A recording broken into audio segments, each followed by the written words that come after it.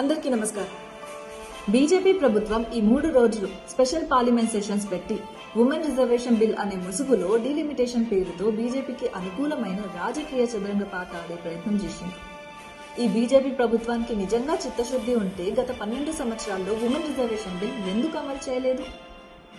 తన స్వార్థ ప్రయోజనాల కోసం ఇప్పుడు 2026 సెన్సస్ తీసుకోకుండా అప్పుడు ఎప్పటిదో 2011 జనాభా లెక్కల ప్రకారం చేస్తామనటం ఇది నిజంగా దక్షిణాది రాష్ట్రాలకు మరియు ఓబీసీ వర్గాలకు అన్యాయం చేయటమే కదా. ఎందుకంటే 2011 కులగణనలో ఓబీసీ వర్గాల సంఖ్య లేనేలేదు మరియు దక్షిణాది రాష్ట్రాల్లో బీజేపీ ప్రభుత్వ బలం లేదు కాబట్టి వాళ్ళు ఆడే మత రాజకీయ ఆటలు సాగవు కాబట్టి ఈ కొత్త విధానంతో దక్షిణాది రాష్ట్రాల్లో బలం లేకుండా చేసి బీజేపీ అధికారంలోకి రావటానికి మహిళా రిజర్వేషన్ బిల్ భుజం పైన తుపాకీ పెట్టి పేల్చే ప్రయత్నమే ఈ డీలిమిటేషన్ బిల్ యాక్ట్. మహిళా రిజర్వేషన్ బిల్ కి దేశంలో ఉన్న అన్ని పార్టీలు మద్దతు పలుకుతున్నాయి. కానీ మహిళా రిజర్వేషన్ బిల్ ముసుగులో డీలిమిటేషన్ బిల్ లింక్ పెట్టి మహిళలకు అన్యాయం చేయాలనుకున్న పార్టీ బీజేపీ పార్టీ.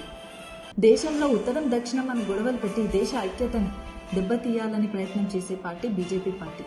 మరి ఆ ప్రయత్నాన్ని కాంగ్రెస్ పార్టీ అలయన్స్ తిప్పిగొట్టి మన దేశ భవిష్యత్తుని ఈ బిల్లు విడిపోయేలా చేసి కాపాడాయి. ఈరోజు ఈ దేశం ప్రతి ఒక్కరిది కాంగ్రెస్ పార్టీ ఉన్నన్ని రోజులు ఒకరి హక్కును మరొకరిని లాక్కొని. జై హింద్, జై కాంగ్రెస్, జై సంవిధానం.